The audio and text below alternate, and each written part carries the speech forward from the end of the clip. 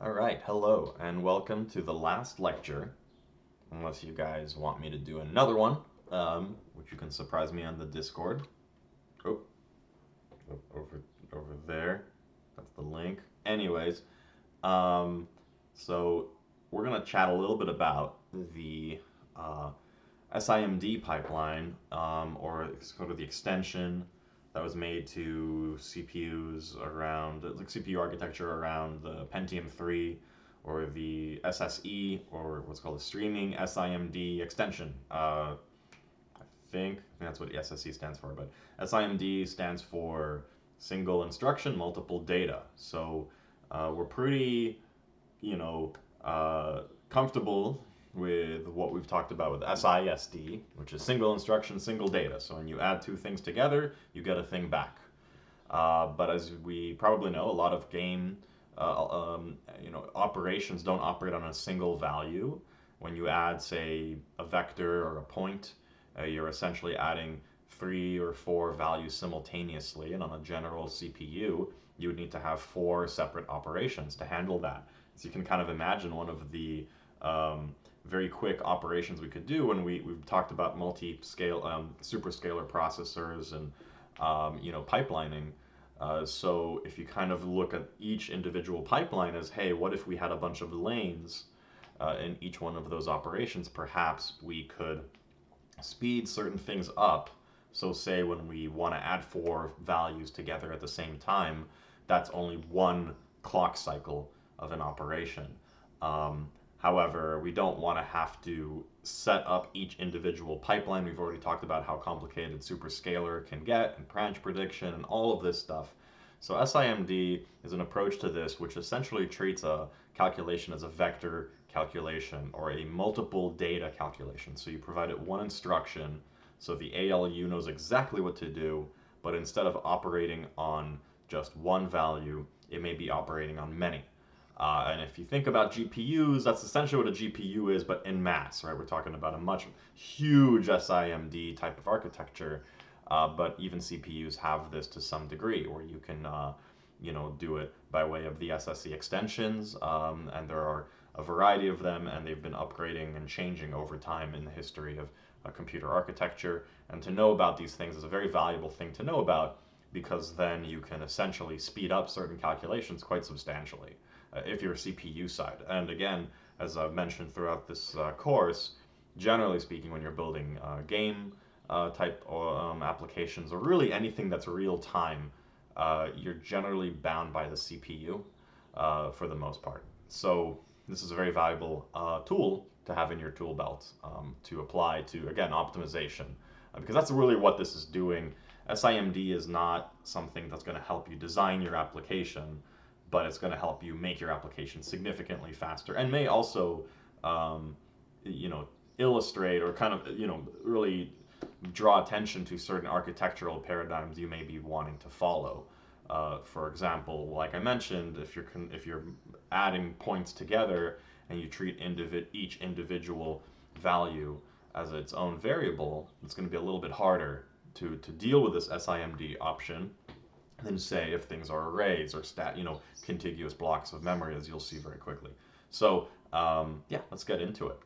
Oops, well, like every single time. So GPU programming, Flynn's taxonomy. I'm actually not familiar what Flynn's taxonomy is, but um, I guess that it's what this stands for, which is just an acronym. So SIMD, as you know, is single instruction, multiple data. But you can kind of map that out to a variety of different things. And we'll talk a little bit about multi-programming in this context a bit in this slide, but we won't talk about it much in the rest of the lecture. So we've already talked about single data, single instruction. So I want to add 5 to 5, and the output is 10. I have one instruction, which is add, and I have one data output, which is 10. Now you can imagine kind of an inverse of this, which is multiple instructions but single data. So say I want to have 5 and 7, and I want to add, subtract, multiply, divide, and then the output is going to be a vector of all of the variety of options that would be through that pipeline. So you can kind of imagine that.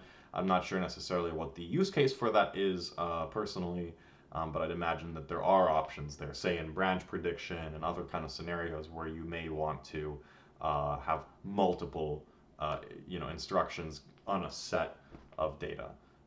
This is also true, I think, more generally for the shader context. However, it's usually not an instruction level thing, as we'll talk about. Then we go down to the next layer, right? We have one instruction, single instruction, but multiple pieces of data. So we are no longer adding 5 and 7. We're adding two vectors of, say, n values. So imagine a three-dimensional point where point A plus point B is equal to point C, but the underlying components of C are four, floating point numbers or something. But we've only done one instruction. Now, again, kind of filling out this rubric, multiple instructions on multiple data. So we take A and B and we do a variety of different calculations on it, such as the dot product and the cross product and blah, blah, blah, blah, blah, and whatever. And the output of that is going to be a variety of different things.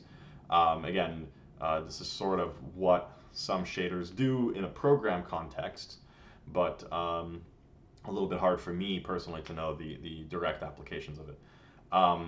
Now we can also talk about single program, multiple data. And I think this is very, very important because that's essentially a shader.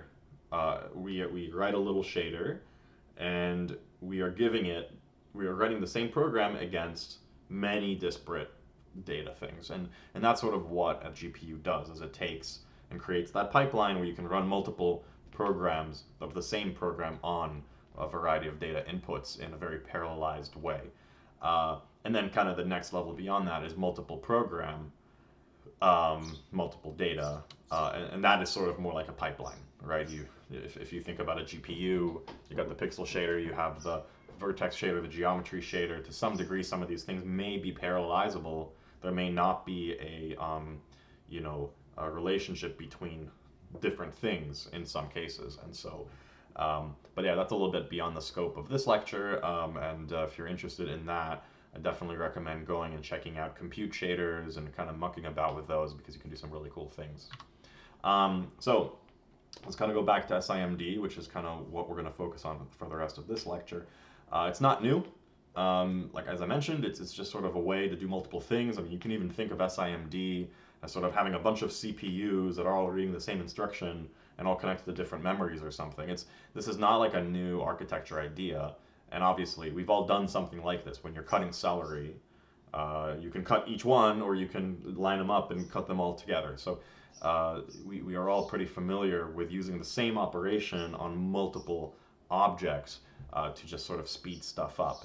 Because that operation is independent on each one of the objects. So for example, a celery gets cut regardless of how the other ones get cut, right? So it's a pretty convenient paradigm. So this allows you to do a lot of things just faster, right? Like, why do things 2 at a time when you can do them 4 at a time or 8 at a time? And combined with other techniques that we've talked about, like memoization and dynamic programming, you can take something that would otherwise take n and divide it by and get sublinear time, or at least in practice, much, much faster. Because you're etching away at what each iteration, how long it takes. That's kind of, I think, one of the cool things about real-time system development is that, in general computer science and theory land, we talk about ON time as being this really good thing, but what if every single iteration takes 5 years?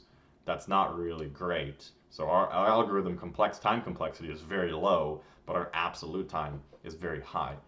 But in real-time systems, that doesn't matter. Like, you could have actually a quadratic time algorithm that's faster than a linear time algorithm because of the absolute time or the constraints of the system.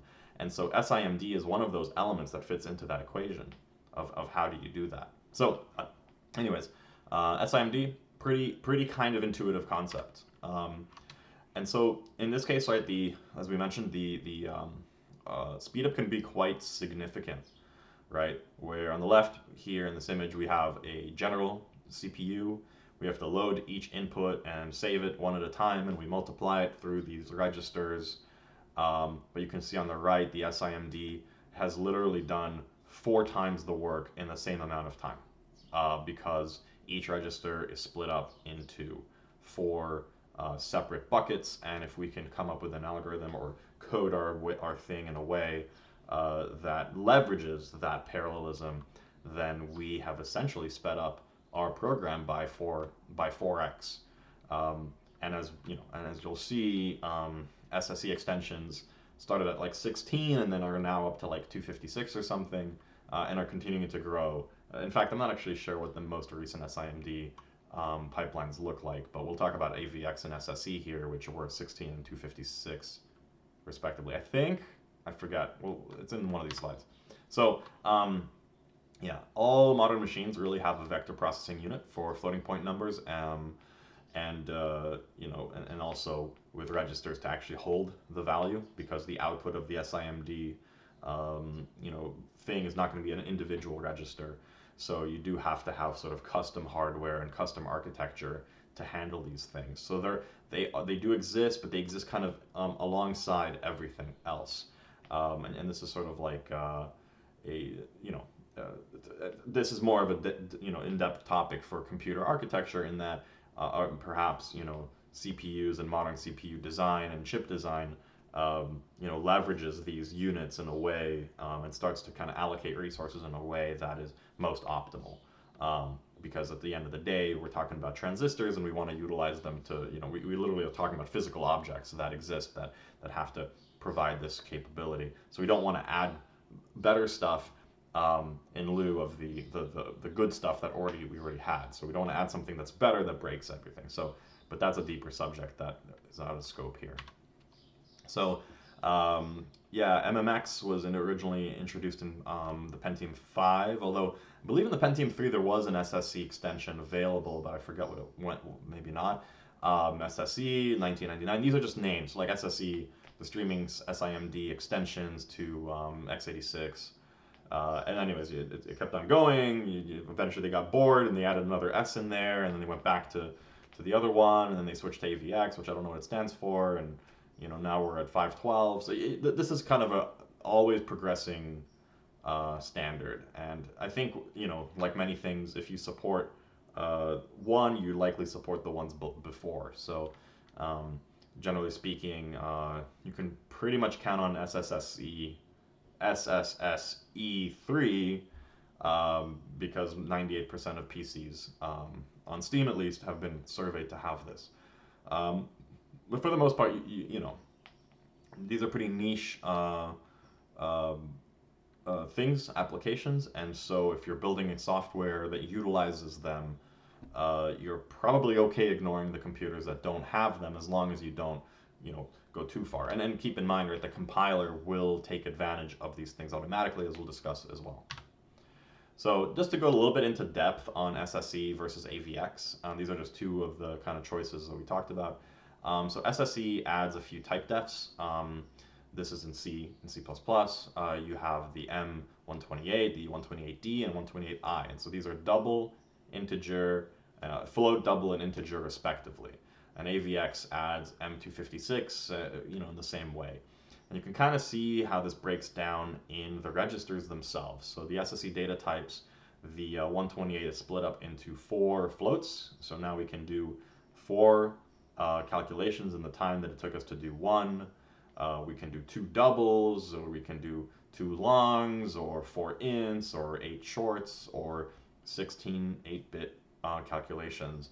Right, and the big difference here is that the AVX has widened our bus to 256, which is quite a substantial jump, because now we can do 8 floats, or 4 doubles, you know, or 8 integers, or even 16 shorts, and you know, so on. If you want to learn a little, I took this from a really nice blog that kind of went into depth on this.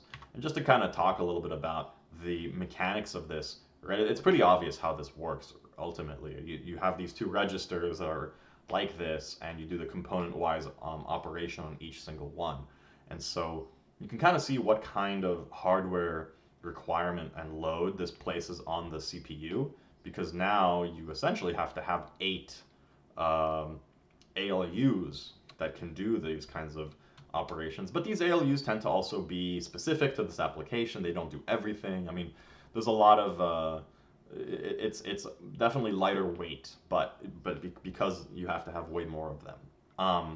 But that's, again, out of scope of here. But you can see how simple it kind of breaks down. Well, if you have these two registers, you can set them up such that these values do. And in a way, if you remember our discussion about loop unrolling, say you're iterating through a loop, like a for loop, you can see how valuable this would be, right? Because now you can essentially do that for loop this many fewer times, like a factor of 4 or a factor of 8 less times, depending on the width of that SIMD bus. So if you're just doing a set of arithmetic calculations on a buffer, this can substantially speed that up. In particular with like loading from memory and saving and comparisons or bit manipulations for buffers and so on. So it's a very powerful technique and is pretty heavily utilized in that kind of sphere of use cases. So here's a nice little SIMD resource if you're interested in learning more about the intrinsics that are available to you with SIMD instructions. Intel provides this guide. I recommend you go check it out, but we're going through some of this code in a minute, and most of the stuff that you should kind of be aware of. So here's a very quick example. For a very simple example, a lot of compilers will see this kind of behavior and be like, hey, we can optimize this, right? We're just going through an array of integers. It's of this size. The size is coded in. It's not dynamic. So we know that we can basically chop up this loop and unroll it programmatically to fit into our SIMD architecture. The way this looks, and I won't go into depth on this, this is the assembly code generated for something like that. You can set up the stack. We move some stuff around. Anyways, we set up our alignment a little bit. You can see down at the end of this, right, we're starting to pad. We're adding all of our packed ints into a particular location in memory into these XMM registers. Whoops. And we're moving data into there. We're padding it appropriately, and now we're adding using we're adding essentially 16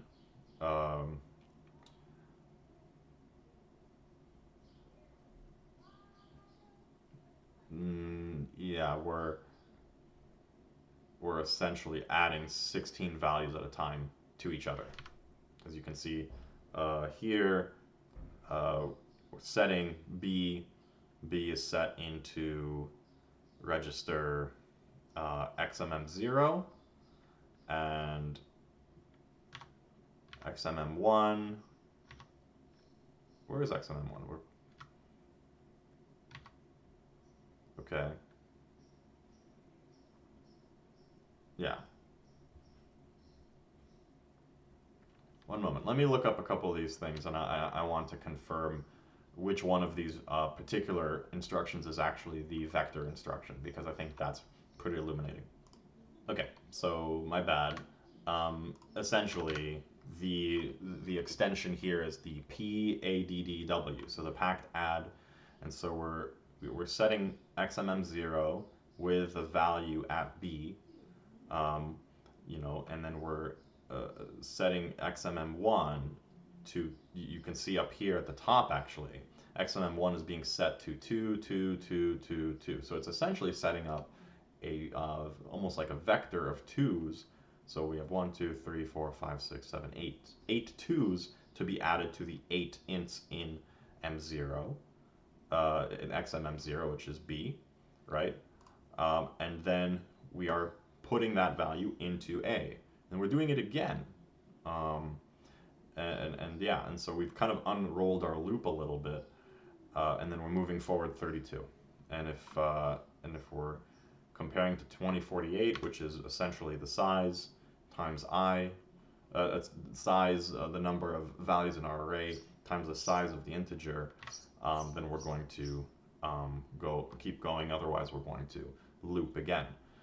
So we don't know what the value of size is here, but we're assuming that it's some kind of modulo of 32, because otherwise we would have to kind of handle the hanger-ons, or like if we're not perfectly aligned, we'll have to deal with that. So yeah, you can kind of see we're essentially applying this buffer as an input, and the compiler actually generated all that code for us automatically from this for loop. So let's take a look at the auto-vectorized assembly code for floats instead of integers. So you can kind of imagine here, this is an int, so it's quite clear. Everything is very clear, hexadecimal. But what about in floats? So let's, I'll pause if you want to go do it yourself. If not, keep watching. So I'll bring up our code. So I set up some code for us here. And let me kind of zoom in so you guys can see a little bit. And so let's run the code and hit this breakpoint. And now we're going to hit fill arrays, which just initializes all of our data for us to 0. And we set up this little thing here. And A3 and B3 are essentially, oh, wait, I found the bug here. I have to add 2 in float format just in case. These are just floating point arrays. So let's kind of quickly look here and go to the disassembly. Cool. So here we can see that we've done something very similar, and you can see again the move SS to XMM0, XMM0, and you can see that we've essentially done that already. Like this code has essentially already been generated for us, and we're jumping ahead a number, what looks like 4 at a time. So looks like the CPU that I'm on is able to handle 4 floats simultaneously, which suggests that we're using the AVX architecture, I believe. So this is kind of like a quick, thing. I'm not going to go dig into this. As you can notice, a lot of these values are a bit different than what we had in our the auto generation from before, but it's pretty similar, as you can see here, to what we're doing. I think that, yeah, cool. So you can see that already we are, let's see, we are seeing that, where's the add? I'm just looking for the add. Right here, add SS. And add SS is going to be adding a pointer to this location. I'm curious where that addition vector is coming from, but it's clear like it's being set up somewhere else. So it might be at the top of our program, or something like that. But anyways, pretty cool. So yeah, add SS. Let me just confirm add SS is the vectorized version. But if you look up here at the integer version, we are actually not, this is not automatically vectorizing it for some reason, which is strange. But we have a different thing here. One moment. Cool. Yeah, the add SS is the SSC AVX extension. So when we're calling it on floats, we're seeing that, and we're also seeing a movement of those with SS as well. So I won't go into depth about x86 or x64 assembly. That's not really the point. But you can see that the compiler has essentially automated that for us already, because it sees that we're adding a lot of floating point numbers together, and can do so in a more sort of streamlined way. Cool. Okay, so that's the only real difference. It's just dealing with a different input, and the ALU and the CPU are just handling it the way that they would otherwise handle floating point numbers. So what about this code? This code won't actually automatically vectorize, and the reason is that there's a conditional. When you throw in a conditional like this, where you may add this or may add that, this code actually has to be evaluated so that the compiler can know which value to put where. And so in this scenario, if you'd like to approach this kind of thing, you would have to manually or use explicit SIMD instructions. So let's talk a little bit about, let's go through some of the examples. And this code is on my courses as well, but I'll kind of give a few examples of this code running in practice. So let's go down here to our example. We've already gone through the vectorization for int and for float, but let's do an add multiply here. So we go in. Oh, sorry, let's not do that. So this this function select add multiply, as we mentioned, was what we had in the lecture. This will not automatically vectorize. So if we want to automatically vectorize it, you can see what that code looks like here. So we create a vector. This is the select add multiply for the above function. So we start off and we create a 0 vector. And we call this vector because that's what we're doing. We're essentially applying an instruction to a vector. However, keep in mind, on the CPU side, these are just individual registers. They're just very big registers. So here we're setting up a register that is 0, but it's essentially a vector of 8 zeros. And then we're setting up a vector of 2. So this kind of looks similar to what we saw in the auto-generated code before. And now notice that I is being incremented in steps of 8, not in steps of 1, like we were doing in the above, right? We're adding 8 each time. And so here we are loading b plus I, b plus c. We're creating these essentially load, and then we're adding them with, this based on this sort of operation that we're trying to produce. So we're creating 8 elements of c plus 2 and 8 elements of b times c. And so we can see here, there's c times 2, and there's b times c. Now we create another mask, a mask element. So these are 8 values, which are we're going to determine which one do we choose. And so we create one, and it's going to basically figure out which one is 1 and which one is 0, right? And if it's 1, then we AND the mask with a C2, right? So for example here, if BB is greater than 0, our mask is based on that, right? We're comparing B to 0. And so if B is equal to 0, B is greater than 0, so the mask of that value will be 1, then we're going to AND it, and we're then going to AND not the zeros. So if there's a 0 in the mask, then we're going to set the value to BC. And then we're going to OR those two together, essentially.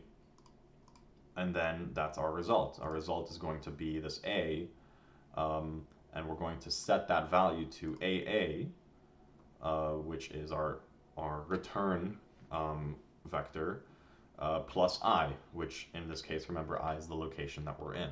So this is a very explicit thing, and if you wanted to do this, my recommendation is you sit down and you take this code here, and you essentially treat it as, well, how would I vectorize this generally, right? How do I vectorize it? Say, if any of you are familiar with NumPy or just general vector math, right? If AA, BB, CC were all these vectors of size, right? How would you rewrite this calculation in that format and just do it on paper? And then take that and apply, and that's exactly what we've done here, right? We're essentially doing all of those different operations, then masking it and yada yada. You can essentially do the same thing with linear algebra and kind of figure out where you would be, and then kind of back up into this code and then split it up into sections of 8, because that's the size of your pipeline. So that's kind of a quick foray into how you would take this code and make it run significantly faster. Cool. And that code's up online. Um, so, uh, power usage in SIMD, which I guess is like important because SIMD is going to cause a lot more power over short periods of time than a normal ALU. You're essentially doing 4 times the work in the same amount of time or 8 times the work, and so obviously your CPU is going to run a bit hotter. And this is actually pretty important in our era of mobile development, right? So if you're using a mobile chip, you are playing this game of battery life to performance always. And so, generally speaking, the max frequency for the AVX ops is a bit lower, um, and people are working on this to improve it. So, power optimizations are important, and then there's a lot of kind of work to be done in this field. And just generally speaking, uh, while things have gotten a lot better in terms of memory and performance and overall power consumption, battery technology has not improved significantly, in terms of power to density. And so, we have 2 levers to pull. We have one lever, which is to make our hardware smaller, faster, more power efficient. But we also have the lever of optimizing our software to use the hardware less and to be more clever with how we do things. Um, and so these are kind of something, these things should be on your mind if you are targeting something like a mobile product, which we mostly all are because everybody's using a phone these days, everybody's using a laptop, and the target market of people on desktops or consoles, while a very appealing one, is definitely going to be the minority by comparison to people on mobile phones or something. So something to really food for thought, I suppose. So I'll leave you with this sort of final question to think about, right? Like, what kind of problems in games are good for GPU offloading versus doing CPU stuff? Obviously, blockchain, great. I'll kind of, take a moment. I'll let you pause the video to think about these, and then I'll kind of start to amble randomly about them. So one that's really interesting is obviously AI, right? Can we do dynamics type applications on the GPU? This would cost us a whole lot of performance on the CPU, and even these SIMD instructions would not really help us out all that much if we're talking about thousands of agents interacting every single frame. And to kind of more generalize this a bit further, you can think about that in terms of, like, for example, particle systems, right? If you think about particle systems as being a sort of bunch of different agents that are all interacting with one another in their environment, these are the things that really, really would help us, because to do this on the CPU, to say model even a million particles, even with the, say, we can calculate it 8 times faster because of our SIMD architecture, would still be a very, very expensive performance hit to our calculations. And so particle systems, dynamics, these kinds of things are very, very good. Obviously, rendering. I mean, that's not even a question. We already do that in the GPU, and if we had to do it entirely CPU side, our games would go very slow. But if you start to kind of dig into rendering, you start to think about path tracing and ray tracing, or screen space techniques that are sort of ray casting, or taking a depth map and sort of reconstructing a normal map from that and trying to understand how light interacts with the scene without actually having to calculate every single object's position, location, light source, blah, blah, blah. So, you know, we can do a lot with this, and there is this sort of hierarchy that you're sort of hopefully getting an intuition for, both in memory and in compute, right? Certain things are very fast, like the CPU is very fast, but it is also very slow on kind of wide parallel type of operations. When you need that, it's okay to go to a slower resources such as the GPU, but can do things massively parallel. Um, and obviously, this is a tug of war, and this is true for the memory architecture, right? You have to deal with the GPU memory architecture hierarchy too. GPUs also have caches, and they have, memory architectures for compute shaders and so on. But these are all very fun things to kind of think about, and this is sort of where a lot of the art of writing real-time systems comes into play. You have a variety of different approaches. There's no necessarily great best practice guide. You just need to kind of understand the system that you're trying to build, and all the different things that you can do to improve it, and all of the different trade-offs that you're making to hit the objectives that you're trying to reach, while at the same time, what the kind of disadvantages are of making those decisions, right? So, for example, if you do all of the particle stuff in the GPU, well, those particles are going to have a very hard time interacting with your scene if your scene is in your CPU and you're calculating all the physics and what have you on the CPU side. And so, what way do you kind of work in bringing the two things together? And so, and at the same time, you have memory constraints and performance constraints on top of all this. So, yeah, so that's kind of like the fun stuff, and we'll let you all sort of take that and hopefully run off into the sunset with it. This is the last lecture, and I've really enjoyed sort of rambling about all of these topics for the last few weeks. And yeah, hope it's been great for you guys as well. And if there are any other lectures or any other topics that you would like me to kind of dig into, or to sort of further explore any things that are of interest, please feel free to reach out on the Discord and bring those up. I'd be happy to put a few more lectures together if it's helpful. Cool. Thanks, everyone, and hope everybody's staying safe and healthy in these really weird days. And, hope everybody's doing okay and everybody's family is faring well. Bye bye.